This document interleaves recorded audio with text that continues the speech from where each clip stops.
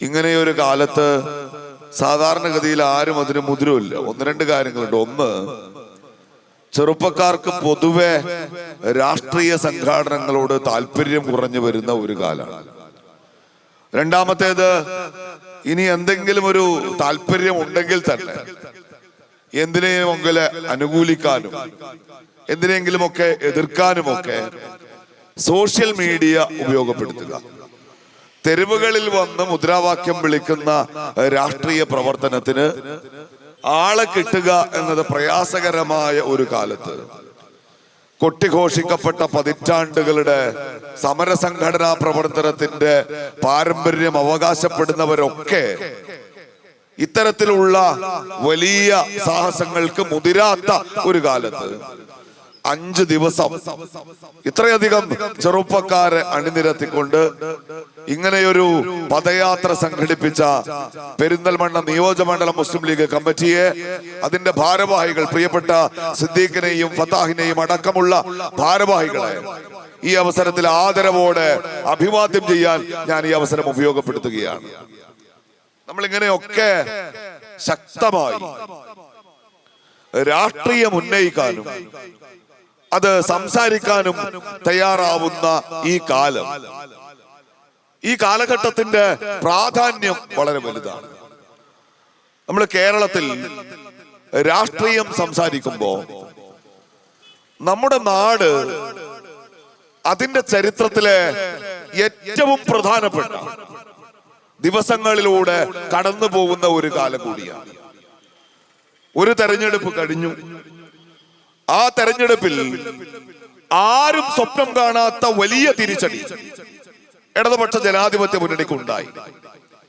സത്യസന്ധമായി പറഞ്ഞാൽ നമ്മൾ ആരും പ്രതീക്ഷിക്കാത്ത വലിയ വിജയം UDF-നുണ്ട്. ഇനിയിപ്പോ ഒരു തെരഞ്ഞെടുപ്പ് വരാനിരിക്കുന്നു. ഏപ്രിൽ മാസം അവസാനത്തോടെ ആ തെരഞ്ഞെടുപ്പ് നടക്കും എന്നാണ് നമ്മളൊക്കെ പ്രതീക്ഷിക്കുന്നത്. ആ തെരഞ്ഞെടുപ്പുമായി ബന്ധപ്പെട്ട് കേരളത്തിലെ രാഷ്ട്രീയ സംവാദങ്ങൾ അതിന്റെ ഉച്ചസ്ഥായിലായി. ഇന്നലെയാണ് നിങ്ങളുടെ പെരിന്തൽമണ്ണയിൽ പ്രതിപക്ഷ നേതാവ് വന്നുപോയത്. 2-3 ദിവസങ്ങൾക്ക് മുൻപാണ് ഈ തെരഞ്ഞെടുപ്പിനെ മുൻനിർത്തി കേരളത്തിലെ CPM-ന്റെ ജനറൽ സെക്രട്ടറി സഖാവ് MV ഗോവിന്ദൻ നയിക്കുന്ന ജാഥ ഇതേ പ്രദേശത്ത് വന്ന് പോയത്. രാഷ്ട്രീയം എല്ലാവരും സംസാരിക്കുന്ന, സാധാരണയിൽ കവിഞ്ഞ താല്പര്യത്തോടെ ആളുകൾ രാഷ്ട്രീയം ശ്രദ്ധിക്കുന്ന ഒരു കാലത്ത് യൂത്ത് ലീഗ് ഒരു പദയാത്ര സംഘടിപ്പിച്ചുകൊണ്ട് ഈ കേരളത്തോട്, പെരിന്തൽമണ്ണയിലെ ജനങ്ങളോട് പറഞ്ഞു വെക്കാൻ ആഗ്രഹിക്കുന്ന ഒരു രാഷ്ട്രീയമുണ്ട്. നമ്മുടെ നാട്, ആ നാടിന്റെ ചരിത്രത്തിൽ കഴിഞ്ഞ 10 വർഷക്കാലം, ഇപ്പോ 10 വർഷത്തെ മുൻനിർത്തിക്കൊണ്ടാണ് കേരളത്തിന്റെ രാഷ്ട്രീയ സംവാദം നടക്കുന്നത്. ഒരു കൂട്ടർ പറയുന്നു വളരെ മികച്ച, മനോഹരമായ, കേരളത്തിൽ അതിദാരിദ്ര്യത്തെ ഇല്ലാതാക്കി, കേരളത്തിൽ വലിയ വികസന മുന്നേറ്റങ്ങൾ കൊണ്ടുവന്ന, കേരളത്തിന്റെ വർഗീയ വിരുദ്ധ നിലപാട് ഉയർത്തിപ്പിടിച്ച, സമാനതകളില്ലാത്ത 10 വർഷം ഞങ്ങൾ ഇതാ പിന്നിട്ടിരിക്കുന്നു. ഇതിനൊരു തുടർച്ചയുണ്ടാവണം. ഞാൻ CPM-ന്റെ പക്ഷത്തു നിന്ന് അവർ മുന്നോട്ട് വെക്കുന്ന രാഷ്ട്രീയ മുദ്രാവാക്യങ്ങളെ മുൻനിർത്തിക്കൊണ്ട് ഈ തെരഞ്ഞെടുപ്പിൽ പരിശോധിക്കാൻ പോവാണ്. അവരുടെ വളരെ പ്രധാനപ്പെട്ട ഒരു അവകാശവാദം ഇതാണ്: കേരളത്തെ 1 പതിറ്റാണ്ട് കൊണ്ട് തിരിച്ചറിയാൻ കഴിയാത്ത വണ്ണം ഞങ്ങൾ മാറ്റിയിട്ടുണ്ട്. അതിന് തുടർച്ചയുണ്ടാകണം. അതിനെന്ത് വേണം? അതിന് 3ാം പിണറായി സർക്കാർ വരണം. ഇനി കേരളത്തിന്റെ പ്രതിപക്ഷമോ? ഇപ്പൊ കഴിഞ്ഞ ദിവസം ഇവിടെ വന്ന പ്രതിപക്ഷ നേതാവിന്റെ ജാഥ, ഈ യാത്രയിലുള്ള പെരിന്തൽമണ്ണയിലെ മനുഷ്യരോട് മുസ്ലിം യൂത്ത് ലീഗ് സംബന്ധിച്ച രാഷ്ട്രീയം ഈ സമ്മേളനം ഉദ്ഘാടനം ചെയ്തുകൊണ്ട് അഭിമാനകരമാം വിധം കേരള നിയമസഭയിൽ കഴിഞ്ഞ 5 വർഷക്കാലം പെരിന്തൽമണ്ണയെ പ്രതികരിച്ച പെരിന്തൽമണ്ണയുടെ പ്രിയപ്പെട്ട MLA-യുടെ പ്രസംഗം. നമ്മൾ മുന്നോട്ട് വെക്കുന്ന രാഷ്ട്രീയത്തിന് 2 തലമുണ്ട്. ഒന്ന്, ഇവര് അമ്പരപ്പിക്കുന്നത് എന്ന് പറയുന്ന, ഏറ്റവും മികച്ചത് എന്ന് സാക്ഷ്യപ്പെടുത്തുന്ന, അതിദാരിദ്ര്യമില്ലാതാക്കിയത് എന്ന് വീമ്പ് പറയുന്ന 10 വർഷക്കാലത്തെ പിണറായി സർക്കാരിന്റെ ഭരണത്തെ ഈ കേരളത്തിലെ ജനങ്ങൾക്ക് മുൻപിൽ വളരെ കൃത്യമായി നമ്മൾ ഓഡിറ്റ് ചെയ്യുന്നുണ്ട് എന്നതാണ്. എന്നാൽ കേവലമായി ഭരിക്കുന്ന രാഷ്ട്രീയം വിമർശിക്കുക എന്നത് മാത്രമല്ല, ഈ കേരളത്തിന് മുൻപിൽ UDF ഭാവി കേരളത്തെ കുറിച്ച് ഒരു കൃത്യമായ കാഴ്ചപ്പാട് കൂടി അവതരിപ്പിക്കുന്നുണ്ട്.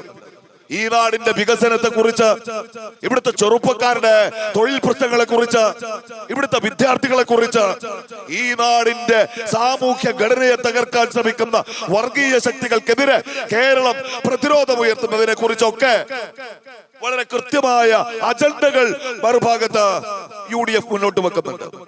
ഞാൻ ഈ 10 വർഷത്തെ കുറിച്ച് പറഞ്ഞത്, നമ്മള് നാളെ, ഞാൻ അധികം സമയമെടുക്കാനല്ല, നാളത്തെ ദിവസത്തിന്റെ ഒരു പ്രത്യേകത, ഈ 10 വർഷക്കാലം കേരളത്തിൽ നടന്ന എല്ലാ കാര്യങ്ങളിലേക്കും കേരളത്തിന്റെ ഓർമ്മ ക്ഷണിക്കുന്ന ഒരു സംഭവം നാളെ ഉണ്ടാകാൻ പോകുന്നു എന്നതാണ്. നമ്മളൊക്കെ കുപ്പിയിൽ അടച്ചു വെച്ചു എന്ന് വിചാരിച്ചിരുന്ന ഒരു ഭൂതം നാളെ പുറത്തു വരാൻ പോകുന്നു. ഞാൻ എന്റെ മുൻപിലിരിക്കുന്ന പെരിന്തൽമണ്ണയിലെ മുസ്ലിം യൂത്ത് ലീഗിന്റെ പ്രവർത്തകരോട് പറയുന്നത്, ഈ രാജ്യത്ത് വളരെ പ്രധാനപ്പെട്ട ഒരു കേസ് നാളെ ഇന്ത്യയുടെ സുപ്രീം കോടതിയുടെ മുൻപാകെ വരികയാണ്. ആ കേസിനെ കുറിച്ച് കുപ്പിയിലടച്ചു വെച്ച ഒരു ഭൂതമിത നാളെ പുറത്തു വരാൻ പോകുന്നു എന്ന് വളരെ കൃത്യമായി ഞാൻ സൂചിപ്പിച്ചതാണ്. എനിക്ക് അബദ്ധം സംഭവിച്ചതല്ല. ശബരിമലയിലെ യുവതീ പ്രവേശനവുമായി ബന്ധപ്പെട്ട് നാളെ രാജ്യത്തിന്റെ സുപ്രീം കോടതി ആ കേസ് പരിഗണിക്കാൻ പോവാണ്. യഥാർത്ഥത്തിൽ 5-6 വർഷങ്ങൾക്ക് മുൻപ് സുപ്രീം കോടതിയുടെ പരിഗണനയ്ക്ക് വന്ന ഒരു കേസാണ്. ആ കേസ് അന്നൊരു ഭരണഘടനാ ബെഞ്ചിൽ വിട്ടു. നാളെ ആ കേസിന്മേൽ വാദം ആരംഭിക്കും. വിശദമായ വാദം നടക്കേണ്ടുന്ന തീയതി ഒരുപക്ഷെ നാളെ തീരുമാനിക്കപ്പെടും. ഞാനത് പറഞ്ഞു വെക്കുന്നത്, ഒരു 10 വർഷക്കാലം പൂർത്തിയാക്കി 3ാം പിണറായി സർക്കാർ എന്ന് കേരളത്തിൽ ഉടനീളം സഞ്ചരിച്ച് CPM-ന്റെ നേതാക്കന്മാർ ഒരു ഉളുപ്പുമില്ലാതെ ഈ കേരളത്തോട് പറയുമ്പോ, ഇന്നത്തെ വൈകുന്നേരം ഇവിടെ യൂത്ത് ലീഗിന്റെ ഈ പരിപാടിയിൽ ഞാൻ നിങ്ങളോട് രാഷ്ട്രീയം സംസാരിക്കുമ്പോ, ഈ ഗവൺമെന്റ് ചെയ്തു കൂട്ടിയ കൊള്ളരുതായ്മകൾ, ഈ ഗവൺമെന്റ് ചെയ്തുകൊണ്ടിരിക്കുന്ന കൊള്ളരുതായ്മകൾ, അതിന്റെ ഒക്കെ പ്രതീകമാണ്, അതിന്റെ ഒക്കെ കീവേഡാണ് യഥാർത്ഥത്തിൽ ശബരിമല എന്നത്.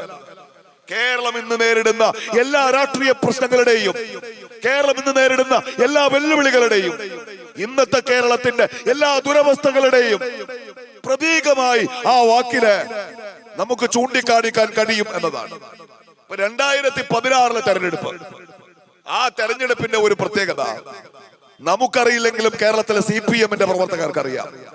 ഇന്നിപ്പോ കപ്പിത്താനെന്ന്, കാരണഭൂതനെന്ന്, ഇരട്ട ചങ്കനെന്ന്, തെറ്റുപറ്റാത്ത നേതാവെന്ന്, ഒരു കമ്മ്യൂണിസ്റ്റ് ആൾ ദൈവം കണക്ക് CPM കേരളത്തിൽ കൊണ്ടു നടക്കുന്ന പിണറായി വിജയൻ എന്ന നേതാവ് 2016 തെരഞ്ഞെടുപ്പിൽ ആ തെരഞ്ഞെടുപ്പ് പ്രചരണത്തിന്റെ മുൻനിരയിലില്ല.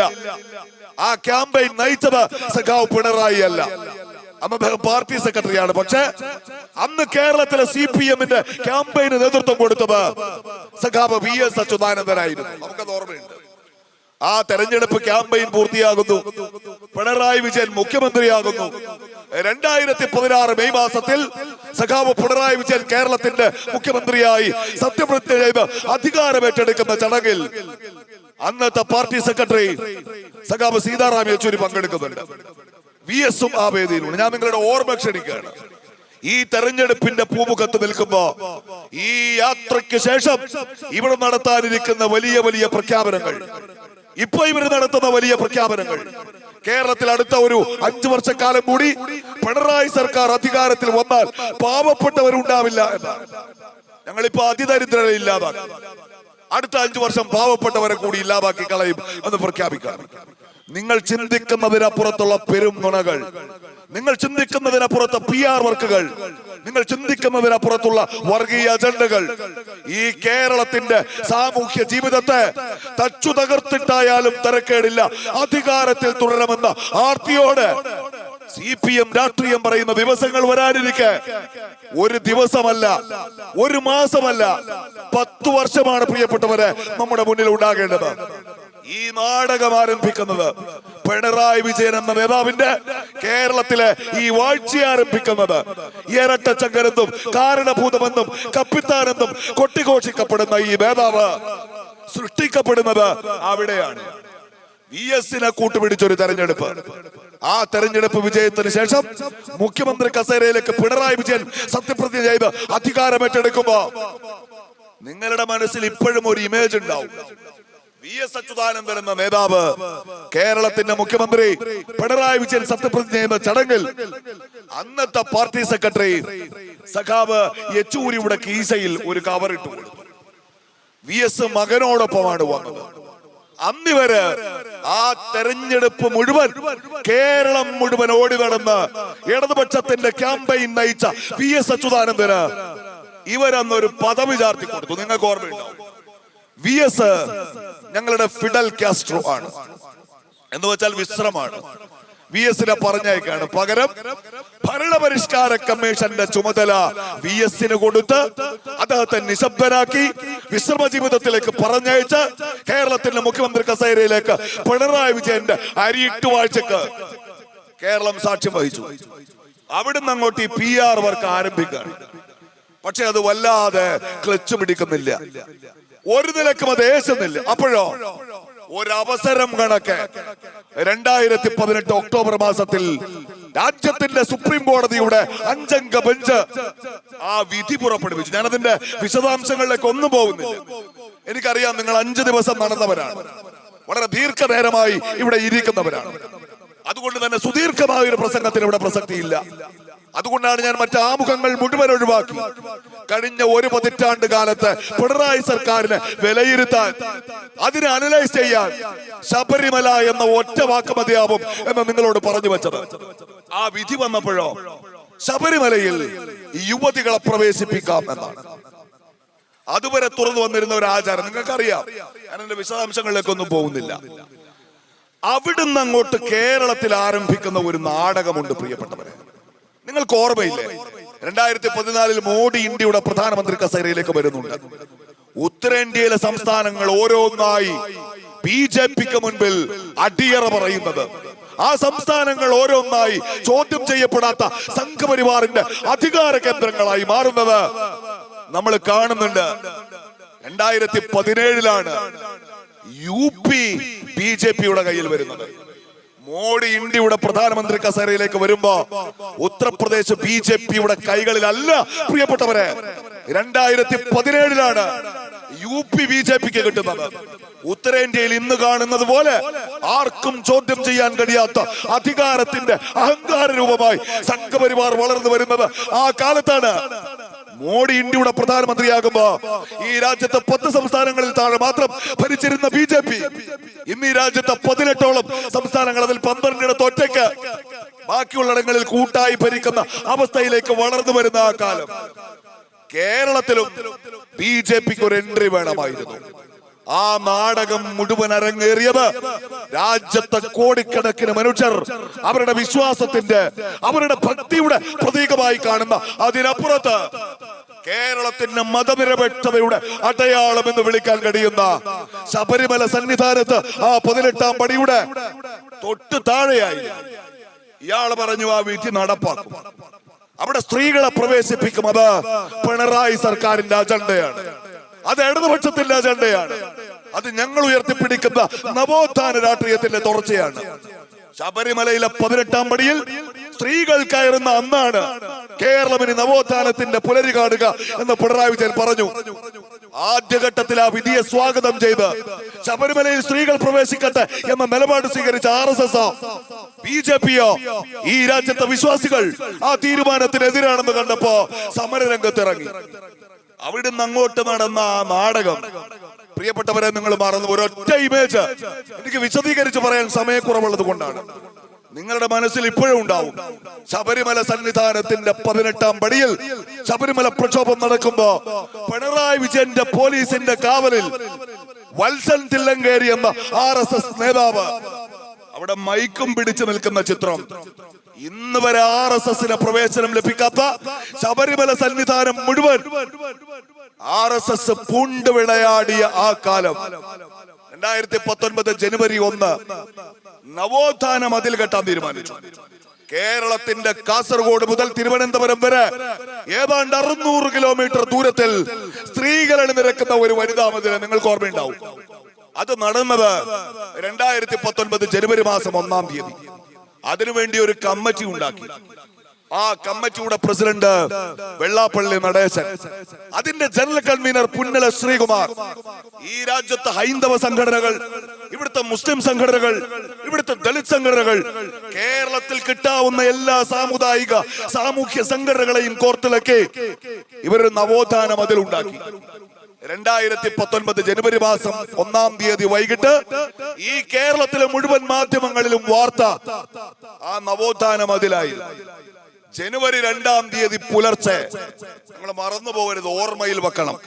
ഇവിടുത്തെ യൂത്ത് ലീഗുകാർ മാത്രമല്ല, ഈ നാട് മുഴുവൻ ഒന്നാകെ ഓർമ്മയിൽ വെക്കേണ്ട സംഭവമാണ്.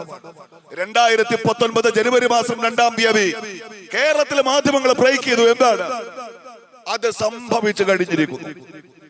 നവോത്ഥാനത്തിന്റെ പുലരിയാണ്, തുല്യതയുടെ പുലരിയാണിത്. ഇത് കേരളത്തിന്റെ ചരിത്രത്തിൽ അടയാളപ്പെടുത്താൻ പോകുന്ന ദിവസമാണ്. ശ്രീനാരായണ ഗുരുദേവന്റെ കൂടെ, മന്നത്ത് പത്മനാഭന്റെ കൂടെ, അയ്യങ്കാളിയുടെ കൂടെ, കേരളത്തിന്റെ സാമൂഹ്യ നവോത്ഥാനത്തിന് നേതൃത്വം കൊടുത്ത മഹാരഥന്മാരുടെ കൂടെ ചരിത്രം ഇനി ഒരു പേര് കൂടി എഴുതി വെക്കും. അത് സഖാവ് പിണറായി വിജയന്റെ പേരാണ്. കാരണം അയാളുടെ കാലത്താണ് അത് സംഭവിച്ചത്. എന്നിട്ട് ആളുകള് കൺഫർമേഷന് പോവാണ്. മുഖ്യമന്ത്രിയെ പോയി കാണുകയാണ്. എന്നിട്ട് ചോദിക്കാണ്, സഖാവേ, ഈ കേൾക്കുന്ന വാർത്ത ശരിയാണോ? ഒരു ചെറുപുഞ്ചിരിയോടെ, ഒരു വിജയിയുടെ ഭാവത്തോടെ, തെല്ലഹങ്കാരത്തോടെ ജനുവരി മാസം 2-ാം തീയതി രാവിലെ കേരളത്തിലെ മാധ്യമങ്ങളോട് പിണറായി വിജയൻ സ്ഥിരീകരിച്ചു, അത് നടന്നു കഴിഞ്ഞിരിക്കുന്നു. ഇന്നലെ പുലർച്ചെ 3:45 അത് നടന്നത്.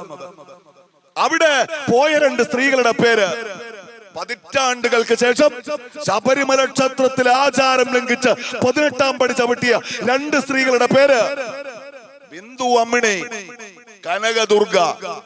ഒന്നുകൂടി പറഞ്ഞു, അവര് വെറുതെ അങ്ങ് പോയതല്ല, അവിടെ തടയാൻ ആളുണ്ടായിരുന്നു. പക്ഷേ ഞങ്ങളുടെ പോലീസ് സംരക്ഷണയിലാണ് അവിടെ പടി ചവിട്ടിയത് എന്നാണ്.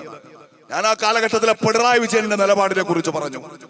അവസരം കണ്ട് ആദ്യം അതിനെ സ്വാഗതം ചെയ്തിട്ട് വിശ്വാസികളുടെ സമരത്തിനിടയിൽ നുഴഞ്ഞു കയറി ഈ കേരളത്തെ വർഗീയവൽക്കരിപ്പിക്കാൻ അന്ന് സംഘപരിവാർ നടത്തിയ ശ്രമങ്ങളെ കുറിച്ച് ഞാൻ പറഞ്ഞു.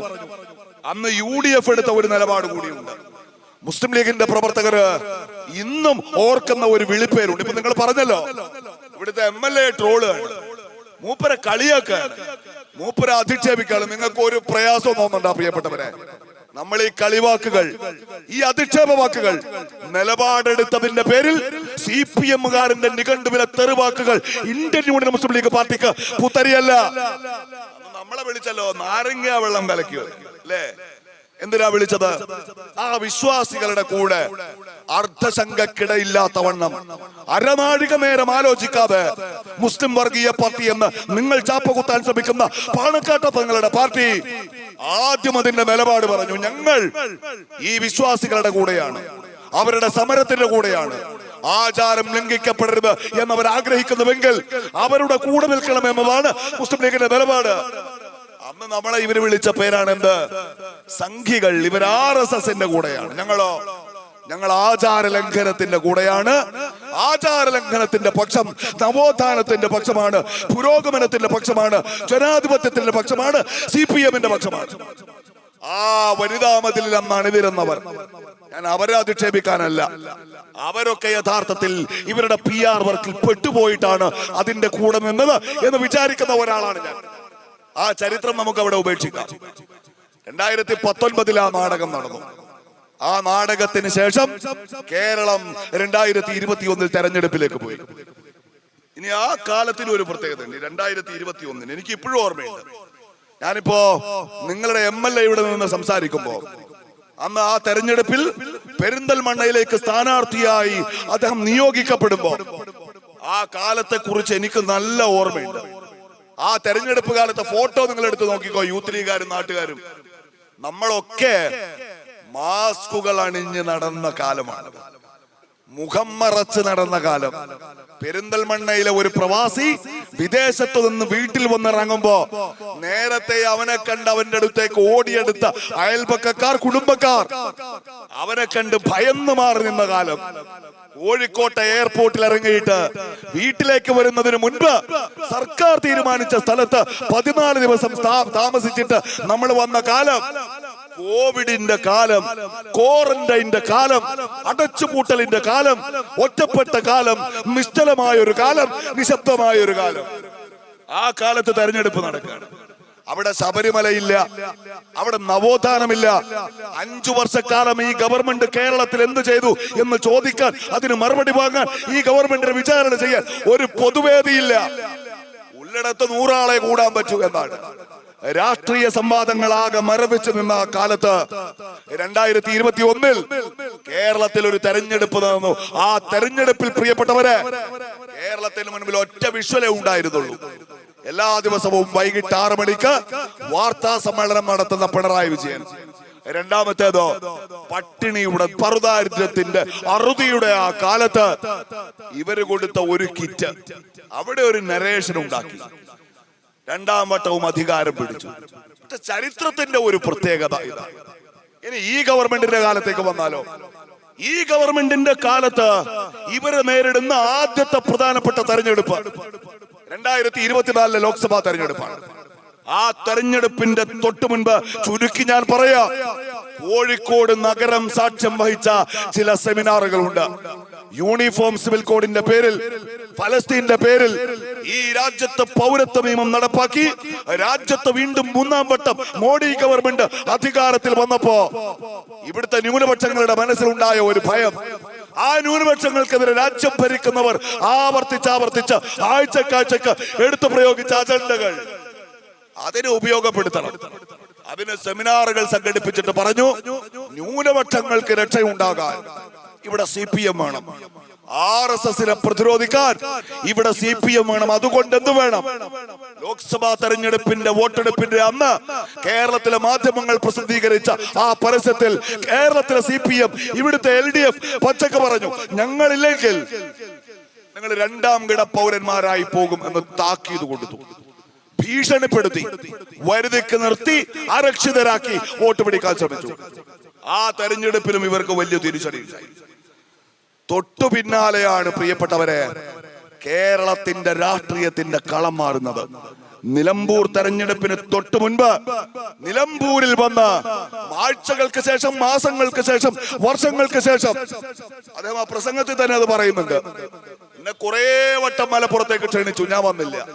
ഇപ്പൊ കോളേജില്ല എന്ന് പറയുന്നുണ്ടല്ലോ, ഇപ്പൊ ലീഗ് ഒന്നും തന്നില്ല എന്ന് പറയുന്നുണ്ടല്ലോ, ഇപ്പൊ ലീഗാണ് ചതിച്ചത് എന്ന് പറയുന്നുണ്ടല്ലോ. ഇതൊക്കെ പറഞ്ഞുകൊണ്ട് അദ്ദേഹം മലപ്പുറത്ത് നടത്തിയ പ്രസംഗം ആരംഭിക്കുന്നത്, എന്നെ കുറെ കാലായി മലപ്പുറത്തേക്ക് വിളിക്കുന്നു, എന്നെ കുറെ കാലായി മലബാറിലേക്ക് ക്ഷണിക്കുന്നു, ഞാൻ വന്നില്ല. ഇതാണ് പറ്റിയ സന്ദർഭം എന്ന് ഞാൻ വിചാരിക്കുന്നു എന്ന് പറഞ്ഞ് അദ്ദേഹം നടത്തിയ ഒരു പ്രസംഗമുണ്ട്. ആ പ്രസംഗത്തെ കുറിച്ച് ഇപ്പൊ എന്താ പറയുന്നത്? ഈ പെരിന്തൽമണ്ണയിലടക്കം CPMന്റെ നേതാക്കന്മാർ പറയുന്നത്, ഈ കഴിഞ്ഞ ദിവസം അടക്കം CPM അടുത്ത മുഖ്യമന്ത്രി കസേരയിലേക്ക് പിണറായി വിജയനില്ലെങ്കിൽ 2ാം നിരക്കാരിയായി ഉയർത്തി കാണിക്കുന്ന ശൈലജ ടീച്ചർ പറഞ്ഞത് ലീഗിനെ അല്ലേ, മുസ്ലിംകളെ അല്ലല്ലോ. ലീഗിനെ പറഞ്ഞ മുസ്ലിങ്ങളെ ആക്കുക, എന്നിട്ട് മുസ്ലിം സമുദായത്തിന്റെ വോട്ട് പിടിക്കാൻ നോക്കുക. ഇത് ലീഗിന്റെ പണ്ടേയുള്ള പണിയാണ്. സഖാക്കളെ, നിങ്ങളിത് പറയുമ്പോ കേരളത്തിലെ എല്ലാ മനുഷ്യരുടെയും ഓർമ്മശക്തി മരിച്ചു പോയിട്ടില്ല എന്ന് നിങ്ങൾ ഓർത്തോ? നിങ്ങളുടെ KPEC നാടകങ്ങളുടെ കാലല്ലത്. നിങ്ങളുടെ നുണകൾ ആളുകൾ വെള്ളം കൂട്ടി തൊഴാതെ വിടുങ്ങിയ കാലമല്ലിത്. ആ പ്രസംഗം നിലമ്പൂരിൽ നടക്കുന്നത് ആദിപുരാതന കാലത്തല്ല, 15 കൊല്ലം മുന്നേ അല്ല, 10 കൊല്ലം മുന്നേ അല്ല, 1 വർഷം പോലും തികഞ്ഞിട്ടില്ല നിലമ്പൂരിൽ ആ പ്രസംഗം നടന്നിട്ട്. അതിലെന്താ പറഞ്ഞത്? അതിനുശേഷം എന്താ പറഞ്ഞത്? വേണ്ട, ഇപ്പോ അന്ന് അദ്ദേഹം പറഞ്ഞ ഒരൊറ്റ കാര്യം പറഞ്ഞല്ലോ, ലീഗിനെയാണ്, സമുദായത്തെ അല്ല. ഇന്ന് ഞാൻ ഒന്നുകൂടി കേട്ടു, ഒന്നുകൂടി പരിശോധിച്ച് ഉറപ്പുവരുത്തി. കാരണം എന്റെ മുൻപിലിരിക്കുന്ന പെരിന്തൽമണ്ണയിലെ മുസ്ലിം യൂത്ത് ലീഗിന്റെ പ്രവർത്തകരോട് ഞാൻ കള്ളം പറഞ്ഞുകൂടാ. ഇന്ന് ആ പ്രസംഗത്തിന് ശേഷം അദ്ദേഹം കൊടുക്കുന്ന അഭിമുഖത്തിൽ അദ്ദേഹം പറയുന്നത്, അവിടെ ഒരു മതവിഭാഗത്തിന്റെ ആചാരം വന്നാൽ, ഒരു ചായക്കട തുറക്കാൻ സമ്മതിക്കുമോ? വെള്ളാപ്പള്ളി നടേശൻ പറഞ്ഞതാണ്, നിങ്ങളുടെ ക്യാമറ കണ്ണുകളോടാണ് പറഞ്ഞത്. കേരളത്തിലെ മാധ്യമങ്ങൾ അത് കേരളത്തെ കേൾപ്പിച്ചിട്ട് 1 മാസമായില്ല. എവിടെ? മലപ്പുറത്ത്. ഏതാചാരം? റമദാൻ. പറയുന്നത് ആരെ കുറിച്ചാ? ലീഗാരെ കുറിച്ചാണോ? ലീഗാർക്ക് മാത്രമാണോ മലപ്പുറത്ത് നോമ്പ്? ലീഗാർക്ക് മാത്രമാണോ മലപ്പുറത്ത് ഹോട്ടൽ? നിങ്ങൾ പറയാ ഇത് ലീഗിനെ പറഞ്ഞതാണെന്ന് പറഞ്ഞ് തടി തപ്പാൻ ശ്രമിക്കുമ്പോ പറഞ്ഞ വാക്കുകൾ ഒന്നും മറക്കാതെ ഓർമ്മ വെക്കുന്ന സ്വഭാവം കേരളത്തില് സമീപകാലത്ത് തുടങ്ങിയിട്ടുണ്ട് എന്ന് പിണറായി വിജയനും പരിയാരങ്ങളും ഇവിടെ പറഞ്ഞതുപോലെ ക്ലാപ്സ്യൂൾ വിതരണക്കാരും മറന്നു പോകണ്ട. അവരുടെ മത ആചാരം വന്നാൽ ഒരു ഹോട്ടൽ തുറക്കാൻ സമ്മതിക്കില്ല എന്ന് പിണറായി വിജയന്റെ പൊന്നാട മേടിച്ച് അയാളുടെ കാറിൽ കയറി നടക്കുന്ന വെള്ളാപ്പള്ളി നടേശൻ പറഞ്ഞാൽ നിങ്ങൾ പറയണ്ടേ സഖാക്കളെ അത് വർഗീയതയാണെന്ന്? നിങ്ങൾ പറയണ്ടേ അത് മലപ്പുറത്തെ മുഴുവൻ അപമാനിക്കലാണെന്ന്? മലപ്പുറത്ത് നോമ്പുകാലത്ത് ചായ കിട്ടാത്ത ഗതികേടില്ലെന്ന്. മലപ്പുറത്ത് ആർക്കെങ്കിലും ശ്വാസം മുട്ടുന്നുവെങ്കിൽ അത് ഇവിടുത്തെ മനുഷ്യരുടെ സ്നേഹം കൊണ്ട് മാത്രമാണെന്ന്. വർഗീയതയുടെ കാറ്റ്, അതിന്റെ വിഷം, അതിന്റെ ദുർഗന്ധം ഞങ്ങളുടെ നാട്ടിലില്ലെന്ന് ഒറ്റക്കെട്ടായി പറയേണ്ടുന്ന ഉത്തരവാദിത്വം മലപ്പുറത്തെ CPM-നുണ്ടായിരുന്നു, ഇവിടുത്തെ ലീഗിനുണ്ടായിരുന്നു. നിങ്ങൾ ആ ദൗത്യം നിറവേറ്റിയില്ല. നിങ്ങൾ ഇപ്പോ അദ്ദേഹത്തെ ലീഗിനെതിരെ പറയുന്നു എന്ന നിലക്ക് വ്യാഖ്യാനിച്ച് ക്യാപ്സ്യൂൾ വിതരണം ചെയ്ത് രക്ഷപ്പെടുത്താൻ ശ്രമിക്കാണ്. ഞാൻ പറഞ്ഞ മാറ്റം ഇതാണ് പ്രിയപ്പെട്ടവരെ. 2018 മുതൽ കേരളത്തിൽ പിണറായി വിജയൻ തുടങ്ങി വെച്ച ഒരു രാഷ്ട്രീയ ദൗത്യമുണ്ട്. അത് വിദ്വേഷ രാഷ്ട്രീയത്തെ കേരളത്തിലേക്ക് കൈപിടിച്ചു കൊണ്ടുവരിക എന്നതാണ്. വിദ്വേഷ രാഷ്ട്രീയത്തെ കേരളത്തിലേക്ക് കൈപിടിച്ചു കൊണ്ടുവരിക. ഇപ്പൊ കാണുന്നതോ അതിന്റെ പച്ചയായ കാഴ്ചകളാണ്. ഒരു മന്ത്രി, സംസ്ഥാന മന്ത്രിസഭയിൽ അംഗം, CPM-ന്റെ സംസ്ഥാന സെക്രട്ടേറിയറ്റ് അംഗം, ഈ കേരളത്തിലെ പാർട്ടിയുടെ ഏറ്റവും ഉന്നത സമിതിയാണത്. സംസ്ഥാന സെക്രട്ടേറിയറ്റിന് അപ്പുറത്ത് കേരളത്തിലെ CPM-ന് ഒരു വേദിയില്ല. ഈ കേരളത്തിലെ ഏറ്റവും ഉയർന്ന പാർട്ടി ഘടകത്തിൽ അംഗമായ, പിണറായി സർക്കാരിൽ അംഗമായ ഒരാൾ എന്താ പറഞ്ഞത്? മലപ്പുറത്ത്, കാസർഗോട്ട് അവിടെ വിജയിച്ചവരുടെ പേര് വായിച്ചാൽ മതി. ഈ പെരിന്തൽമണ്ണ മുനിസിപ്പാലിറ്റി ഇല്ലേ, നിങ്ങൾ 30 വർഷം ഭരിച്ചല്ലോ സഖാക്കളെ, 3 പതിറ്റാണ്ട് കാലം. ഈ തെരഞ്ഞെടുപ്പിലാണല്ലോ നിങ്ങൾക്കത് നഷ്ടമായത്. ഈ പെരിന്തൽമണ്ണ 3 പതിറ്റാണ്ട് കാലം നിങ്ങളെ ഏൽപ്പിച്ച ജനങ്ങൾ 3 പതിറ്റാണ്ട് കാലത്തെ അധികാര കുത്തക കൊണ്ട് ആളുകൾക്ക് കയറി ചെല്ലാൻ ഭാഗത്തിൽ ഒരു വില്ലേജ് ഓഫീസ് പോലും നിങ്ങൾ കൊണ്ടുവന്നില്ല എന്ന് കണ്ടപ്പോ നിങ്ങൾ അടിച്ചു പുറത്താക്കിയ ജനങ്ങൾ, നിങ്ങൾ പറയാ അവര് മതം നോക്കി വോട്ട് ചെയ്തവരാണോ? അത് പേര് നോക്കി വോട്ട് ചെയ്തവരാണോ? നിങ്ങൾ പറ. അങ്ങനെ ഉണ്ടെങ്കിൽ ഈ മലപ്പുറത്തെ മനുഷ്യരുടെ വോട്ട് തണ്ടി പെരിന്തൽമണ്ണ അങ്ങാടിയിലേക്ക് ഇറങ്ങും മുൻപ് ഇവിടുത്തെ CPM നിലപാട് പറയണം. നിങ്ങൾ സജി ചെറിയാന്റെ കൂടെയാണോ? മലപ്പുറത്തെ മനുഷ്യരെ മുഴുവൻ മതവും പേരും നോക്കി വോട്ട് ചെയ്യുന്ന വർഗീയവാദികളാണോ? അതിന് മറുപടി പറയാതെ ക്യാപ്സൂളും എടുത്ത് MLA അധിക്ഷേപിക്കാൻ കുറെ തെറിവാക്കുകളും പഠിച്ചു വച്ച് പെരിന്തൽമണ്ണയിൽ നിയമസഭാ തെരഞ്ഞെടുപ്പിൽ വോട്ട് തല്ലാൻ ഇറങ്ങിയാൽ പഞ്ചായത്ത് തെരഞ്ഞെടുപ്പിന് ഓടിത്തീർത്ത കണ്ടമൊന്നും പെരിന്തൽമണ്ണയിലെ CPM-ന് ഇവിടുത്തെ LDF-ന് മതിയാവാതെ വരും. ഓർമ്മപ്പെടുത്താൻ ഞാൻ ആഗ്രഹിക്കുകയാണ്. ഇതൊക്കെ ചോദിക്കണവരോട്. മലപ്പുറത്ത് നിങ്ങൾക്കിപ്പോ ഉണ്ടല്ലോ 4 MLA-മാര്. അവരുടെ പേര് വായിക്കണോ? അവരുടെ സമുദായം നോക്ക്, അവർക്ക് വോട്ട് ചെയ്തവരെ നോക്കി. ഈ നാട് മതം നോക്കി വോട്ട് ചെയ്തിട്ടാണോ നിങ്ങൾ വിജയിപ്പിച്ചത്? പ്രിയപ്പെട്ട നജീബ് സാഹിബ് വിജയിക്കും മുൻപ്, അതിനു മുൻപ് മഞ്ഞളാംകുടി അലി വിജയിക്കും മുൻപ് പെരിന്തൽമണ്ണയ്ക്ക് ഒരു MLA ഉണ്ടായിട്ടില്ലേ? ഇല്ലേ? നിങ്ങൾ പറയ. അദ്ദേഹത്തിന്റെ പേരെന്തായിരുന്നു? അദ്ദേഹത്തിന്റെ പേര് ശശികുമാർ എന്നായിരുന്നു. അദ്ദേഹം ഒരു മുസ്ലിമാണോ? അദ്ദേഹം ഒരു കമ്മ്യൂണിസ്റ്റ് ആണ്. ഒരു മതേതര ജീവിതം നയിക്കുന്ന ആളാണ്. അദ്ദേഹത്തിന്റെ പേരിൽ നിന്ന് അദ്ദേഹം പിറന്നു വീണ സമുദായം ഏത് എന്ന ബോധ്യമുണ്ട്. അന്നിവിടെ പരാജയപ്പെട്ട ആളോ? അദ്ദേഹം മുസ്ലിമാണല്ലേ? അപ്പൊ നിങ്ങൾ പറയ പെരിന്തൽമണ്ണക്കാര് മതവും പേരും നോക്കി വോട്ട് ചെയ്തവരാണോ? അല്ല, അവര് രാഷ്ട്രീയം നോക്കി വോട്ട് ചെയ്തവരാണ്. ഒരു അവസരം നിങ്ങൾക്ക് തന്നു, അത് ഉപയോഗപ്പെടുത്താൻ കഴിയാതെ പോയപ്പോഴോ നിങ്ങളെ തൂക്കി വലിച്ചെറിഞ്ഞിട്ട് കഴിഞ്ഞ 15 വർഷക്കാലമായി പെരിന്തൽമണ്ണ ഐക്യ ജനാധിപത്യ മുന്നണിയെ വിജയിപ്പിക്കുന്നു. ഇതിലെവിടെയാ മതം? ഇതിലെവിടെയാ ജാതി? ഇതിലെവിടെയാ പേരിന്റെ പ്രശ്നം? ഒരാൾ പറഞ്ഞല്ലോ, പൗരത്വ സമരകാലത്ത് ഈ രാജ്യം ഭരിക്കുന്ന വർഗീയവാദിയായ പ്രധാനമന്ത്രി നരേന്ദ്രമോദി പറഞ്ഞല്ലോ, പൗരത്വ സമരം തീവ്രവാദികളുടെ സമരമാണ്. എന്തുകൊണ്ട്? നിങ്ങൾ അവരുടെ വസ്ത്രം നോക്ക്. അവരുടെ വസ്ത്രം നോക്കിയാൽ മതി. അവിടെ പർദ്ദയുണ്ട്, അവിടെ താടിയുണ്ട്, അവിടെ തൊപ്പിയുണ്ട്. അതുകൊണ്ട് പൗരത്വ സമരം വർഗീയവാദികളുടെ സമരമാണ് എന്ന് നരേന്ദ്രമോദി പറയുമ്പോ ഈ കേരളത്തിൽ CPM-ന്റെ സെക്രട്ടേറിയറ്റിൽ ഇരുന്ന് രാജ്യത്ത് അവശേഷിക്കുന്ന ഏക കമ്മ്യൂണിസ്റ്റ് മന്ത്രിസഭയിൽ അത് ഏറ്റുപറയാൻ ആളുണ്ടാവുന്നു എന്നാണ്.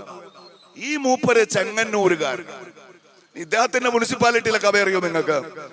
അവിടെ BJP-ക്ക് 6 കൗൺസിലർമാർ, CPM-ന് 5 കൗൺസിലർമാർ. എന്ന് വെച്ചാൽ മൂക്കിന്റെ താഴത്തെ മീശരോമങ്ങള് സജി ചെറിയാൻ വെട്ടിമാറ്റിയിട്ട് അത് വളരുന്നതിനേക്കാൾ വേഗത്തിൽ ചെങ്ങന്നൂരിൽ അയാളുടെ മൂക്കിന് താഴെ BJP വളർന്നു പന്തലിച്ച് തന്റെ പാർട്ടിയേക്കാൾ വലുതായിട്ടും സജി ചെറിയാൻ അവിടെ പേര് പ്രശ്നമല്ല, അവിടെ വർഗീയത പ്രശ്നമല്ല. അവിടത്തെ പ്രശ്നം മലപ്പുറത്തിന്റെ വർഗീയതയാണ് അല്ലേ? മുഖ്യമന്ത്രി ആറ്റിക്കുറുക്കി സംസാരിക്കുന്ന ആൾ എന്നാണ്.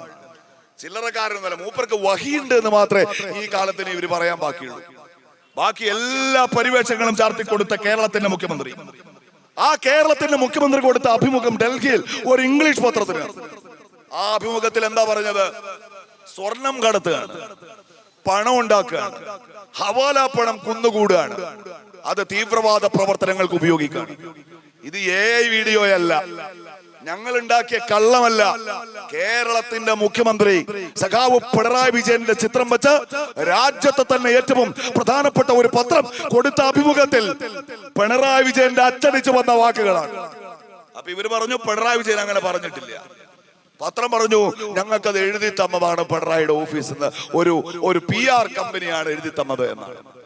പിണറായി വിജയനെ കൺകണ്ട ദൈവമായി കാണുന്ന, അയാളെ കപ്പിത്താൻ എന്ന് പാടിപ്പുകെട്ടുന്ന, അയാളെന്ന് വിളിക്കുന്നത് പോലും കേൾക്കാൻ ത്രാണിയില്ലാത്ത ഒരാൾ ദൈവത്തെ പോലെ മനസ്സിൽ കൊണ്ട് നടക്കുന്ന പിണറായി വിജയന്റെ പേരിൽ അയാൾ പറയാത്ത 3 വാക്യങ്ങൾ തങ്ങളുടെ പത്രത്തിൽ അച്ചടിച്ചിട്ട് ആ പത്രത്തിനെതിരെ കേസ് കൊടുത്തോ നിങ്ങള്?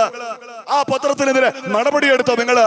ഹിന്ദുവിന്റെ കേരളത്തിന്റെ ഏതെങ്കിലും ഒരു ഓഫീസിന്റെ മുന്നിൽ പോയി പിണറായി വിജയന്റെ പേരിൽ വ്യാജം ചമച്ചതിന്, കള്ളം പ്രചരിപ്പിച്ചതിന് ഒരു ഇൻകുലാബ് വിളിച്ചോ? DYFI-ക്കാര് വിളിച്ചില്ല. എന്തുകൊണ്ട് വിളിച്ചില്ല? മനഃപൂർവ്വം പറഞ്ഞതാണ്. ഇത് പുതിയ കാലത്തെ ഇവരുടെ രാഷ്ട്രീയമാണ്. അതിന്റെ ഭാഗമായിട്ടാണ് ആഗോള അയ്യപ്പ സംഗമം സംഘടിപ്പിച്ചത്. നമ്മൾ അധികം വൈകാതെ അവസാനിപ്പിക്കാണ്, ഒരു 10 മിനിറ്റ് കൊണ്ട്. ആഗോള അയ്യപ്പ സംഗമം അല്ലേ? എത്രയാ ചെലവ്?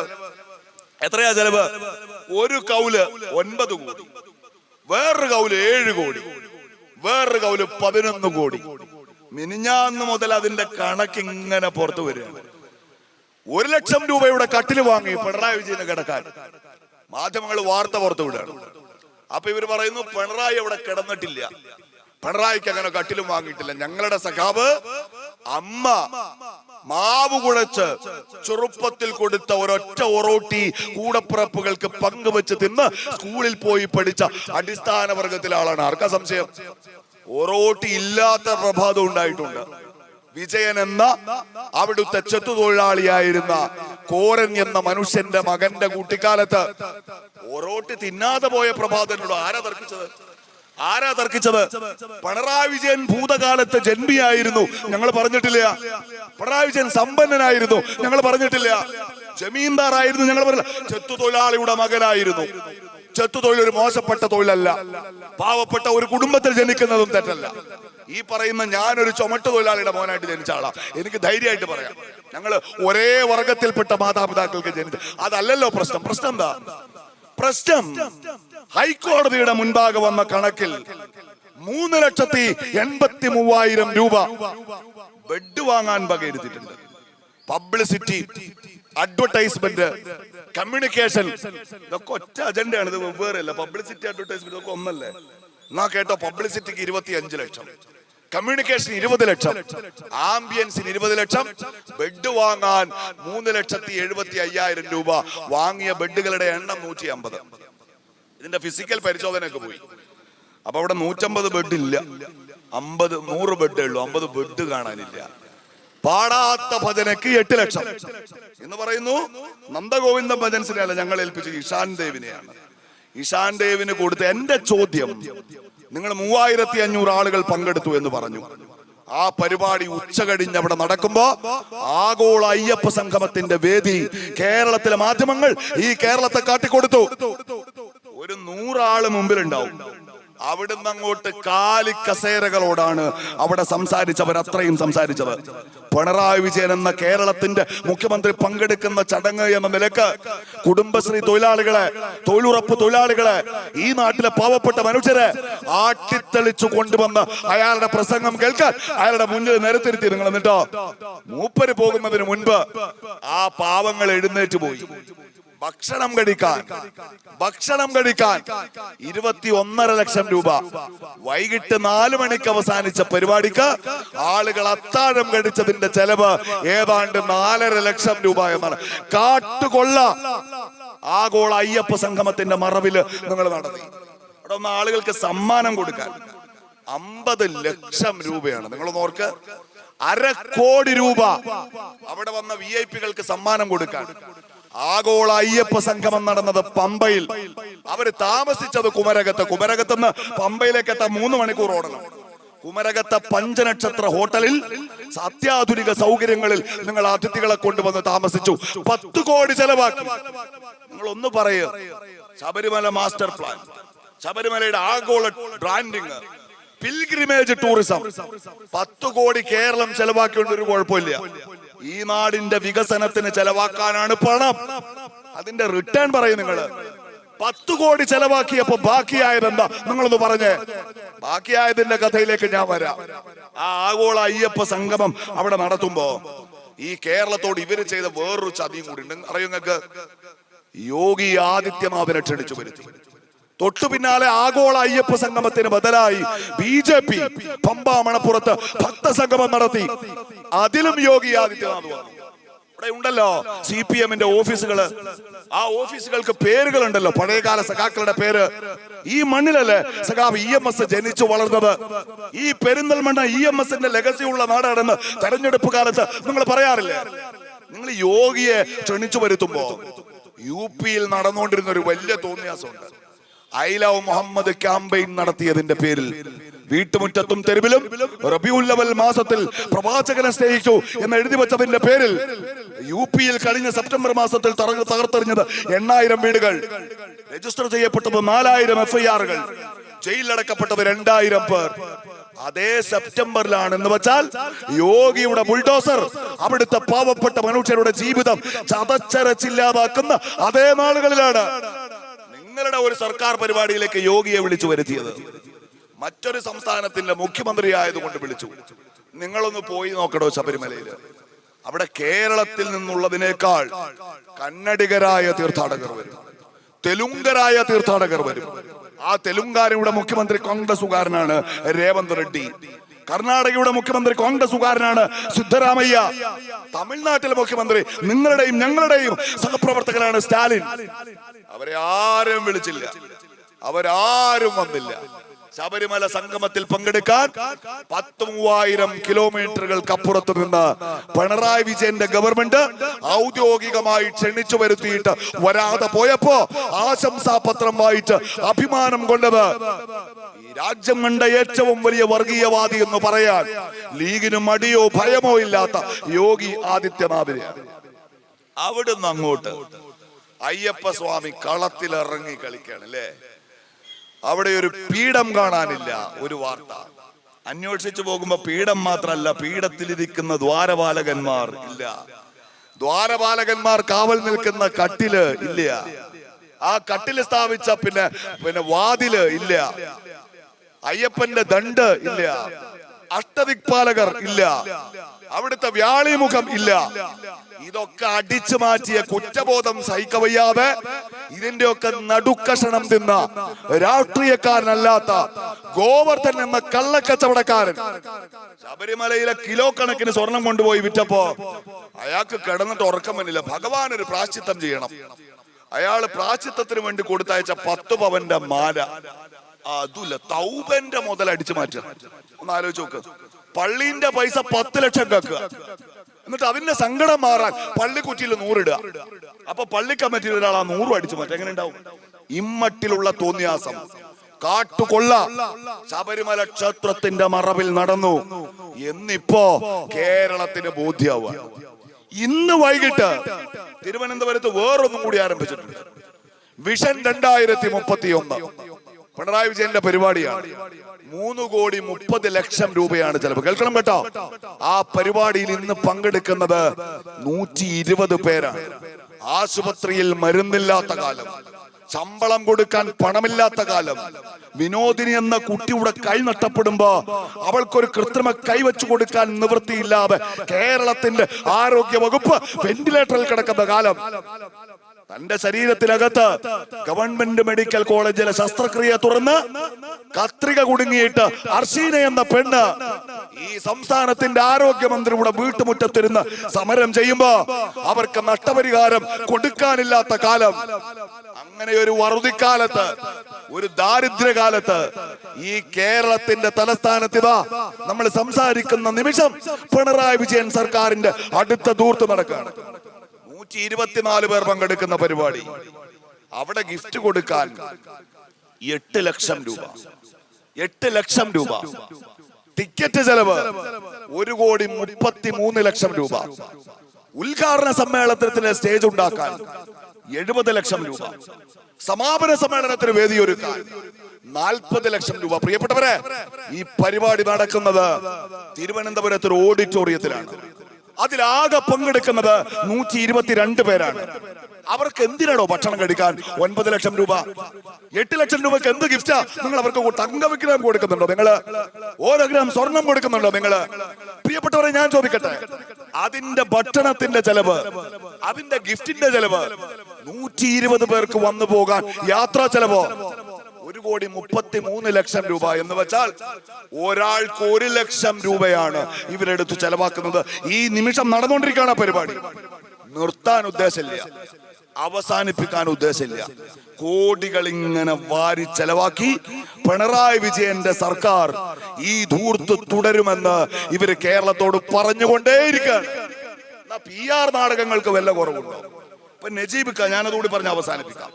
ഞാൻ പറയുക, കേരളത്തിലെ യുവ MLA-മാർ ഒരു പാഠപുസ്തകം കൊണ്ട് മനസ്സിൽ കൊണ്ടു നടക്കേണ്ട ജനപ്രതിയുടെ പേരാണ് നജീബ് കാന്തപുരം എന്ന് അഭിമാനത്തോടെ ഞാൻ പറയും. ഞങ്ങളിപ്പോ ഇവിടെ ഈ വേദിയിൽ ഒരു കുട്ടിയെ കണ്ടു. അവൻ കയറി വരുമ്പോ എനിക്ക് നല്ല മുഖപരിചയമുണ്ട്, എനിക്ക് എവിടെയാണെന്ന് ഓർത്തെടുക്കാൻ കഴിയുന്നില്ല. ആ കുട്ടി ഹുസൈൻ എന്ന നിങ്ങളുടെ ഈ പെരിന്തൽമണ്ണ അങ്ങാടിയിലൂടെ തന്റെ കുടുംബം പോറ്റാൻ, ഉമ്മയെ നോക്കാൻ വിദ്യാഭ്യാസം ഉപേക്ഷിച്ച് ചായ വിറ്റ് നടക്കുന്ന ഒരു ചെറുപ്പക്കാരനാണ്. ആ ചെറുപ്പക്കാരന്റെ ആ വീഡിയോ ഒരു റീൽസ് ആണല്ലോ ഇപ്പൊ പ്രശ്നം. ഞാൻ കണ്ടത് ഒരു റീൽസാണ്. അതിൽ ആ കുട്ടിയുടെ സങ്കടം ഉണ്ടായിരുന്നു, അവന്റെ അധ്വാനം ഉണ്ടായിരുന്നു. ഈ ചെറുപ്രായത്തിൽ കുടുംബത്തിന്റെ ഭാരത്തിന്റെ മുൻപിൽ ഒറ്റപ്പെട്ടു പോയ ആ പിഞ്ചുബാലന്റെ സങ്കടങ്ങൾ ആകെ അതിലുണ്ടായിരുന്നു. അവൻ ഇന്ന് സ്കൂളിൽ പോവാണ്. നജീബൊക്കെ ഒന്നുകൂടി പറഞ്ഞു, ഒരു കരുതലിന്, ഒരു ധൈര്യത്തിന് പെരിന്തൽമണ്ണയിൽ ഞാനിപ്പോ താമസിക്കുന്നിടത്തേക്ക് കൊണ്ടുവന്നു ഷിബു. ഇപ്പോ എന്റെ അയൽവാസി കൂടിയാണിവൻ എന്നാണ്. അയൽവാസി കൂടിയാണിവൻ എന്നാണ് അല്ലേ? ഞങ്ങള് റീൽസ് ഇറക്കുമ്പോ ആ റീൽസിൽ ഞാൻ പറഞ്ഞല്ലോ, ഞങ്ങൾ ഇറക്കുന്ന റീൽസിൽ ആ കുട്ടിയുടെ കണ്ണീരോടുകൂടി അത് അവസാനിക്കല്ല, അതിനൊരു സെക്കൻഡ് പാർട്ട് ഉണ്ടാവും അല്ലേ? ആ സെക്കൻഡ് പാർട്ടിലാണ് ചടുലമായി വേദിയിലേക്ക് നടന്നു കയറി ഇവിടുത്തെ MLA-യുടെ കൈപിടിച്ചിട്ട് ആ കുട്ടി ആത്മവിശ്വാസത്തോടെ എന്റെ കണ്ണുകളിലേക്ക് നോക്കിയത്. ആ റീൽസിൽ അവന്റെ സങ്കടം കണ്ടപ്പോ നിറഞ്ഞുപോയ ഈ പാപം മനുഷ്യന്റെ, നമ്മുടെ കണ്ണുകൾ ആ കുട്ടിയുടെ അഭിമാനം കാണുമ്പോ സന്തോഷം തോന്നുന്നുണ്ട്. ഞങ്ങൾ ഇറക്കുന്ന റീൽസിലൂടെ ആളുകൾ കാണാത്ത റിയാലിറ്റി ഈ വേദിയിൽ വന്നു നിന്ന ആ 8 വയസ്സുകാരനാണ്. ഞാൻ നിർത്താണ് സഖാക്കളെ, ഇവിടെ വന്നു പോയല്ലോ, പ്രസംഗിച്ചല്ലോ. ആരാണ്? CPM-ന്റെ സംസ്ഥാന സെക്രട്ടറിയാണ്. നിങ്ങൾ ഇറക്കിയല്ലോ ഒരു റീൽസിന്റെ 1-ാം ഭാഗം ഞാൻ പറയാം. കോഴിക്കോട്ട് ജില്ലയിലാണ് ജാഥയിലേക്ക്, ആ ജാഥയുടെ സ്വീകരണ സമ്മേളനത്തിലേക്ക് ഒരാൾ കയറി വരികയാണ്. കയറി വന്നിട്ട് അയാള് ഗോവിന്ദൻ മാഷെ കാണുകയാണ്. എന്നിട്ട് അയാൾ ഒരു ഡയലോഗ് പറയുകയാണ്. ആ ഡയലോഗിന്റെ താളം എങ്ങനെയെന്ന് ചോദിച്ചാൽ, നിങ്ങൾ പഴയ അമച്ചർ നാടകങ്ങൾ കണ്ടിട്ടുണ്ടോ? നിങ്ങള് KPSC ഒക്കെ നാടകം ഇറക്കുന്ന കാലത്ത് യുഗാന്തരങ്ങളായ നാടകങ്ങളുടെ കാലം, അങ്ങനത്തെ ഒരു ഡയലോഗ് ഡെലിവറിയാണ് ഈ സാധു. ഇത് എന്റെ പെൻഷൻ പൈസയാണ്. UDF വന്നാൽ എനിക്കിത് കിട്ടൂല, ആ നീട്ടലുണ്ട് യുഗാന്തരം. മൂപ്പരേതോ പഴയ നാടകക്കാരനാണ് സാധു. അതുകൊണ്ട് ഈ പൈസ പാർട്ടിക്ക് ഇരിക്കട്ടെ എന്ന് പറഞ്ഞ് കൊടുക്കുകയാണ്. അവിടെ ആ പണം ഏറ്റുവാങ്ങുന്ന ഭാഗത്ത് നിൽക്കുകയാണ് ജാഥാ നായകൻ, വിപ്ലവ പ്രസ്ഥാനത്തിന്റെ കേരളത്തിലെ സെക്രട്ടറി. കരളലിഞ്ഞു നിൽക്കുകയാണ്, കണ്ണ് നിറഞ്ഞു നിൽക്കുകയാണ്. ഇങ്ങനെ ചേർത്ത് പിടിച്ചിട്ട് ആ 2000 രൂപ അങ്ങനെ ചുരുട്ടി പോക്കറ്റിൽ ഇട്ട് കൊടുക്കുകയാണ്. നിങ്ങള് വച്ചട്ടോ എന്ന് പറയാണ്. ആദ്യമായി എം വി ഗോവിന്ദൻ എന്ന നേതാവിന്റെ മുഖത്ത് ഒരിറ്റ് വാത്സല്യം, ഇറ്റ് സ്നേഹം ഞാൻ കണ്ടതാണ്. 3 ആൾ അവിടെ നിന്ന് അഭിനയിക്കുന്നുണ്ട്. പറയാതിരിക്കാൻ നിവൃത്തില്ല. ഇവിടുന്ന് അങ്ങോട്ട് ശ്രദ്ധിച്ചോ, നിങ്ങളുടെ ഈ മുതലിന്റെ അഭിനയം വളരെ മോശമാണ്. എന്നാൽ ആ മനുഷ്യൻ നല്ല സുന്ദരമായിട്ട് അത് ചെയ്തു. അതിന് മ്യൂസിക് അങ്ങോട്ട് ചേർത്തിട്ട് റീല് വൈറലാണ്. എന്താണ്? UDF വന്നാൽ ആ പാവപ്പെട്ടവരെ പോലെയുള്ള മനുഷ്യർ അവരുടെ പെൻഷൻ നിർത്തലാക്കി കരയും.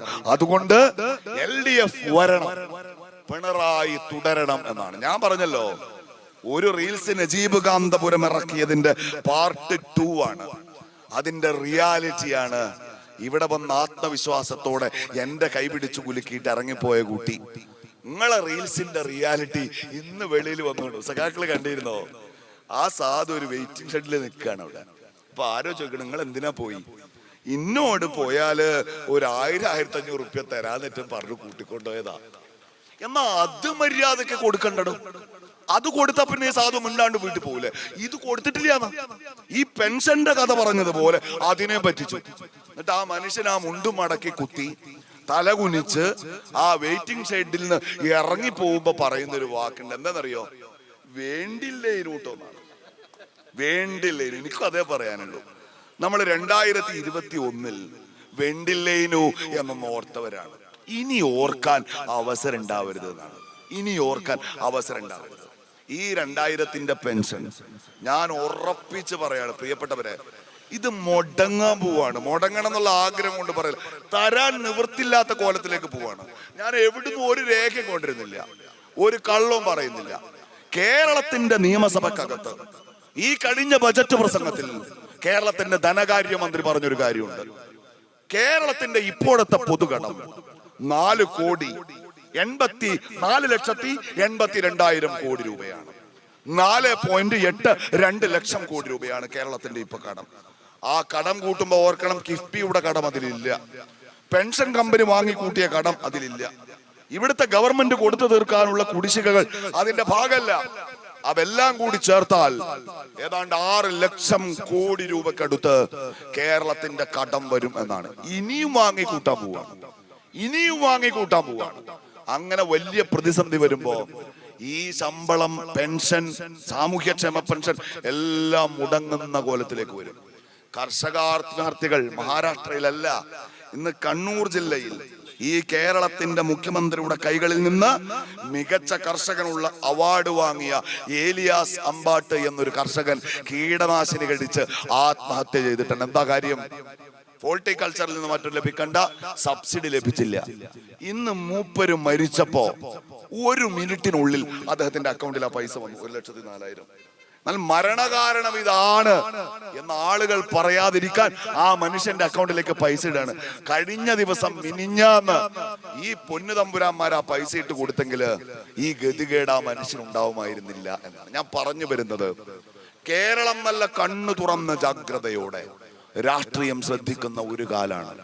ആ കാലത്താണ് പ്രിയപ്പെട്ട മുസ്ലിം യൂത്ത് ലീഗിന്റെ പ്രവർത്തകന്മാരെ, നിങ്ങൾ ഈ ചുട്ടുപൊള്ളുന്ന വെയിലിൽ 5 ദിവസം ഈ പെരിന്തൽമണ്ണയുടെ തെരുവിലൂടെ നടന്നു നീങ്ങിയത്. എനിക്ക് നിങ്ങൾക്ക് അവസാനമായിട്ട് ഒറ്റ ഉപദേശം കൂടിയേ തരാനുള്ളൂ. പെരിന്തൽമണ്ണ ചിലപ്പോഴെങ്കിലും അഹിതകരമായ രാഷ്ട്രീയ തർക്കങ്ങൾ ഉണ്ടാവാറുണ്ട്. ഇലക്ഷന് ജയിച്ചാൽ ലീഗിന്റെ ആഫീസ് പൊളിക്കുക, ലീഗിന്റെ ആഫീസിന് കല്ലെറിയ, അങ്ങനെ ചില കലാപരിപാടികൾ നമ്മൾ അതിനെ അങ്ങേയറ്റം ക്ഷമയോടെ സംയമനത്തോടെ നേരിടാറുണ്ട്. ഞാൻ നിങ്ങളോട് പറയുന്നത്, ആ തർക്കങ്ങൾ ഒന്നും നിങ്ങൾ ഇനി മുന്നോട്ട് കൊണ്ടുപോകരുത്.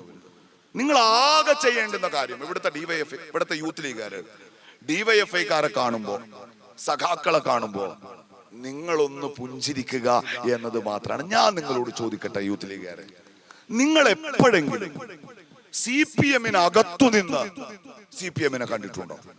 CPM-നെ കണ്ടിട്ടുണ്ടോ എന്നല്ല എന്റെ ചോദ്യം. ആ പാർട്ടിക്കകത്തു നിന്ന് നിങ്ങൾ എപ്പോഴെങ്കിലും ആ പാർട്ടിയെ കണ്ടിട്ടുണ്ടോ?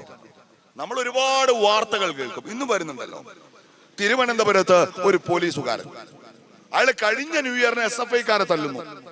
ഇന്ന് SFI-ക്കാര് പോയി ആ പോലീസുകാരനെ തിരിച്ചു തല്ലി. പോലീസുകാരനും പെങ്ങൾക്കുമെതിരെ ജാമ്യമില്ലാ കുറ്റത്തിന് കേസെടുത്തു എന്ന വാർത്ത പുറത്തു വന്നു. നിങ്ങൾ വിചാരിക്കുന്നുണ്ടോ ഈ ഗുണ്ടകളായ SFI-ക്കാരാണ് CPM എന്ന്? നിങ്ങൾ വിചാരിക്കുന്നുണ്ടോ? അല്ല. ഞാൻ നിങ്ങളോട് പറയുന്നു, ആ പാർട്ടി ഷുക്കൂറിനെ കൊന്ന പാർട്ടിയാണോ? ആണ്. ഷുഐബിനെ കൊന്ന പാർട്ടിയാണോ? ആണ്. ഈ തോന്നിയാസങ്ങൾ മുഴുവൻ കാണിച്ച പാർട്ടിയാണോ? ആണ്. പക്ഷെ ആ പാർട്ടി അവരല്ല. ആ പാർട്ടി അവരല്ലെന്ന് ആദ്യം ബോധ്യപ്പെടേണ്ടത് പെരിന്തൽമണ്ണയിലെ മുസ്ലിം യൂത്ത് ലീഗുകാർ. നിങ്ങൾ എങ്ങനെയായി മുനിസിപ്പാലിറ്റി പിടിച്ചത്? 30 കൊല്ലം അവര് ഭരിച്ച മുനിസിപ്പാലിറ്റി. ആ മുനിസിപ്പാലിറ്റിയിൽ എങ്ങനെയാ കുട്ടികളെ നിങ്ങൾ ജയിച്ചത്? നിങ്ങള് ലീഗുകാരെ എണ്ണം പെരുകി എവിടെ? ലീഗുകാരെ പുറത്തുനിന്ന് കൊണ്ടുവന്നോ നിങ്ങള്? UDF-കാരെ എണ്ണം കൂടി എവിടെ? ഇല്ലല്ലോ. ആ പാർട്ടിയിൽ നിന്ന് 10 ആൾ ഇങ്ങോട്ട് വന്നു, ഈ പാർട്ടിയിൽ നിന്ന് 10 ആൾ അങ്ങ്. അതുകൊണ്ടൊന്നും ഒരു തെരഞ്ഞെടുപ്പ് ഫലം മാറില്ല. എപ്പോഴാ ഒരു തെരഞ്ഞെടുപ്പ് ഫലം മാറുക? 2020 പെരിന്തൽമണ്ണ മുനിസിപ്പാലിറ്റിയിൽ തെരഞ്ഞെടുപ്പ് നടന്നപ്പോ എന്റെ പാർട്ടി CPM ആണ്, എന്റെ പക്ഷം LDF ആണ്, എന്റെ ചിഹ്നം ചുറ്റികാരിവാൾ നക്ഷത്രമാണ്, എന്റെ നേതാക്കന്മാർ ചെമ്പതാകേന്തി ചരിത്രത്തിന്റെ ഇന്നലകളിൽ ഇൻകുലാബ് വിളിച്ച് നടന്നുപോയ EMS മുതൽ ഇക്കാണുന്നവർ വരെയുള്ള നേതാക്കളാണ്, സഖാക്കളാണ് എന്ന ബോധ്യത്തോടെ വോട്ട് ചെയ്തവർക്ക് ആ ബോധ്യം, ആ വിശ്വാസം, ആ കരുതൽ നഷ്ടപ്പെട്ടു. അവര് നിങ്ങൾക്ക് വോട്ട് ചെയ്തു, അപ്പോഴാണ് നിങ്ങൾ ജയിച്ചത്. അല്ലാണ്ട് നിങ്ങൾ ജയിക്കൂല. ജയിക്കോ? ജയിക്കില്ല. നിങ്ങൾ പറഞ്ഞല്ലോ 38 വോട്ടിനാണ് കഴിഞ്ഞ തവണ ജയിച്ചത്. ഞാൻ ഈ മേശയിൽ അടിച്ച് പറയാണ്, 1,00,000 വോട്ടിന് അടുത്ത നിയമസഭാ തെരഞ്ഞെടുപ്പിൽ ഞങ്ങളുടെ സഹപ്രവർത്തകൻ കേരളത്തിന്റെ നിയമസഭയിലെത്തും. എങ്ങനെയാ പറയുന്നത്? നമ്മൾ ലീഗുകാർക്ക് 2 വോട്ടുണ്ട്. ഇല്ലല്ലോ. കഴിഞ്ഞ തവണ നജീബ് കാന്തപുരത്തിന് വോട്ട് ചെയ്ത എല്ലാവർക്കും ഈ തെരഞ്ഞെടുപ്പിലും ഒരേ ഒരു വോട്ടേ ഉള്ളൂ. പിന്നെ എവിടുന്നാ ഈ വോട്ട് വരേണ്ടത്? ഈ വോട്ട് വരേണ്ടത് അവിടുന്നാണ്. ആ വോട്ട് എങ്ങനെയാ വന്നതെന്നറിയോ നിങ്ങൾക്ക്? അതാണ് ഞാൻ പറഞ്ഞത്. യഥാർത്ഥ CPM, യഥാർത്ഥ ഇടതുപക്ഷ രാഷ്ട്രീയം, യഥാർത്ഥ കമ്മ്യൂണിസ്റ്റ് പൊളിറ്റിക്സ് എന്നൊന്നുണ്ട്. അത് വല്ലാത്ത ഒരു വൈകാരികതയാണ്. ഞാൻ എൻ്റെ ജീവിതത്തിൽ അത് അനുഭവിച്ചവനാണ്. ആ പാർട്ടിക്കകത്തു നിന്ന് ആ പാർട്ടിയെ ഞാൻ കണ്ടിട്ടുണ്ട്. പിരിവെടുത്ത് പുട്ടടിക്കുന്ന ഏരിയ സെക്രട്ടറിമാരല്ല എല്ലാരും. നല്ല കേട്ടോ, കുറെ ആളുകൾ ഭീഷണിപ്പെടുത്തി പണം പിരിക്കുന്നവരല്ല. ഭീഷണിപ്പെടുത്തി പണം പിരിക്കുന്നവരോ, പിരിവെടുത്ത് ജീവിക്കുന്നവരോ, അഴിമതി കാട്ടി ജീവിക്കുന്നവരോ, കക്ഷത്തിൽ ഇഷ്ടികയായി നടക്കുന്നവരല്ല പാർട്ടി. ആ പാർട്ടി എന്ന് വെച്ചാൽ അതിനുവേണ്ടി വെയിൽ കൊള്ളാൻ മടിയില്ലാത്ത, അതിനുവേണ്ടി മഴ നനയാൻ മടിയില്ലാത്ത, അതിനുവേണ്ടി ഉറക്ക് കളയാൻ മടിയില്ലാത്ത, അതിന്റെ പോസ്റ്റർ ഒട്ടിക്കാനും അതിന്റെ കൊടി പിടിക്കാനും ആയുസിന്റെ വലിയൊരു പങ്കും ചെലവഴിക്കാൻ മടിയില്ലാത്ത യഥാർത്ഥ കമ്മ്യൂണിസ്റ്റ് രാഷ്ട്രീയത്തെ നെഞ്ചേറ്റുന്ന പിന്നെ പച്ച മനുഷ്യരാണ് ആ പാർട്ടിയുടെ ആത്മാവ് എന്ന് പറയുന്നത്. യഥാർത്ഥത്തിൽ ഇപ്പൊ കേരളത്തിന്റെ തിരുത്തൽ ശക്തി അവരാണ് എന്ന ബോധ്യം ഉണ്ടാവണം. കാരണം സ്വപ്നത്തിൽ പോലും അവർക്ക് ചിന്തിക്കാൻ കഴിയാത്ത നെറികേടുകൾ ഒരു ഉളുപ്പുമില്ലാതെ ചെയ്യുന്ന ഈ പ്രിയപ്പെട്ട പ്രസ്ഥാനത്തിന് വേണ്ടി ജീവൻ കൊടുത്ത രക്തസാക്ഷികളുടെ പേരിൽ പിരിച്ചെടുത്ത പണം പോലും കട്ടെടുക്കാൻ മടിയില്ലാത്ത കാട്ടുകൊള്ളക്കാർ പാർട്ടിയുടെ അമരത്ത് നേതാക്കളായി വന്നു എന്ന് തിരിച്ചറിയുമ്പോ ആ പാർട്ടിക്കകത്ത് ആരംഭിക്കുന്ന ഒരു ആഭ്യന്തര വിപ്ലവമുണ്ട്. ആ പാർട്ടിക്കകത്ത് ആരംഭിക്കുന്ന ഒരു ആഭ്യന്തര വിപ്ലവമുണ്ട്. അതാണ് പ്രിയപ്പെട്ടവരെ ഇരമ്പിയാർക്കുന്നത്. അതാണ് കേരളത്തെ പിടിച്ചു കുലുക്കുന്നത്.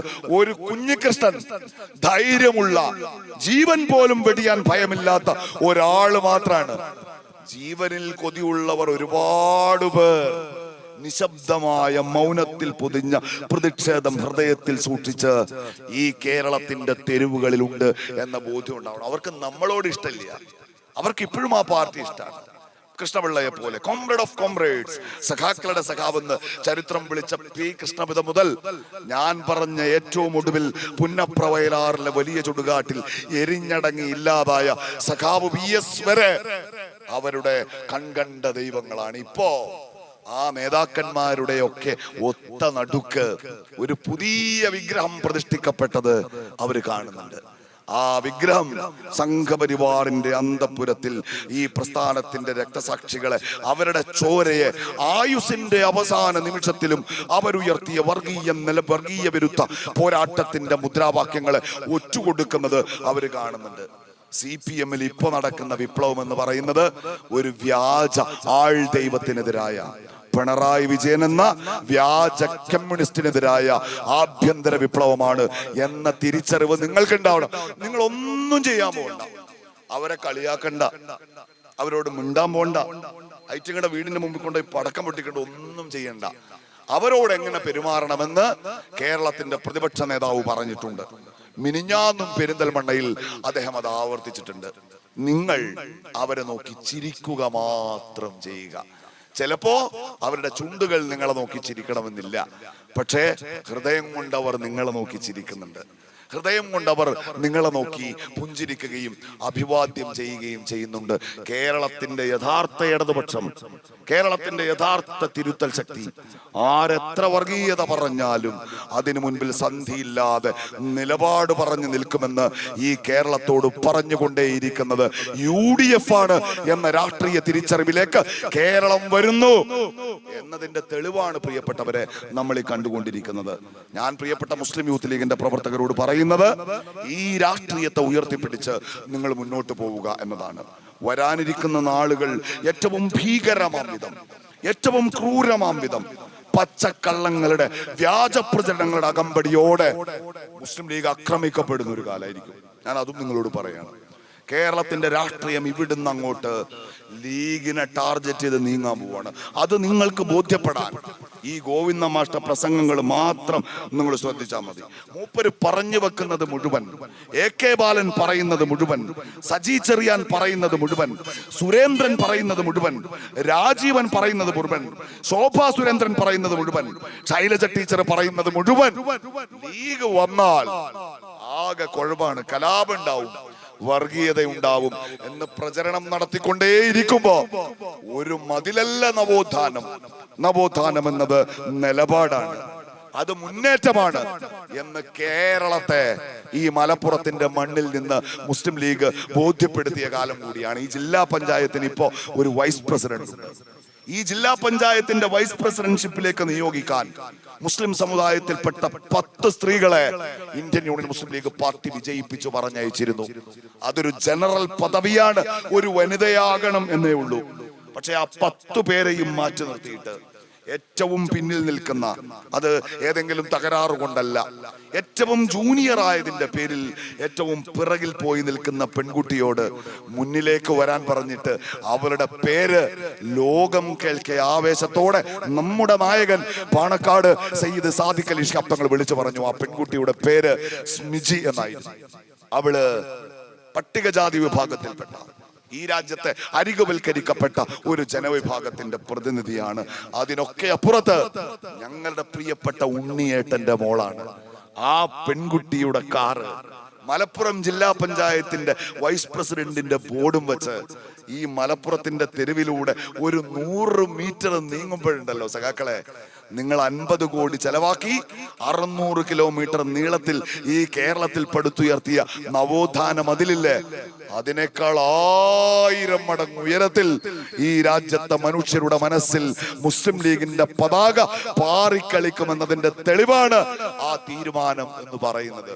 അവര് 8.25 അട്ടിവെച്ചോര് എന്ന് നമ്മളെ പറയണത് നമ്മളെ പേടിച്ചിട്ടാണ്. അവർക്ക് ബോധ്യമുണ്ട് ഇത് 8.25 അട്ടിവെച്ച ഉയരത്തിലല്ല, പിന്നെയോ ഈ രാജ്യത്തിന്റെ മാനത്തോളം ഉയരെ ഇതിന്റെ പതാക ഉയർത്തിക്കെട്ടാൻ ത്രാണിയുള്ള കേഡർഷിപ്പാണ് ഇന്ത്യൻ യൂണിയൻ മുസ്ലിം ലീഗിന്റെ കരുത്ത് എന്നവർക്ക് ബോധ്യമുള്ളത് കൊണ്ടാണ് ഈ അധിക്ഷേപ വാക്കുകൾ അത്രയും അവർ പറയുന്നത്. ഭയം കൊണ്ടാണ് എന്ന തിരിച്ചറിവോടെ മുന്നോട്ട് പോവുക. അവസാനിപ്പിക്കുന്നു. അഭിവാദ്യങ്ങൾ. അസ്സലാമു അലൈക്കും.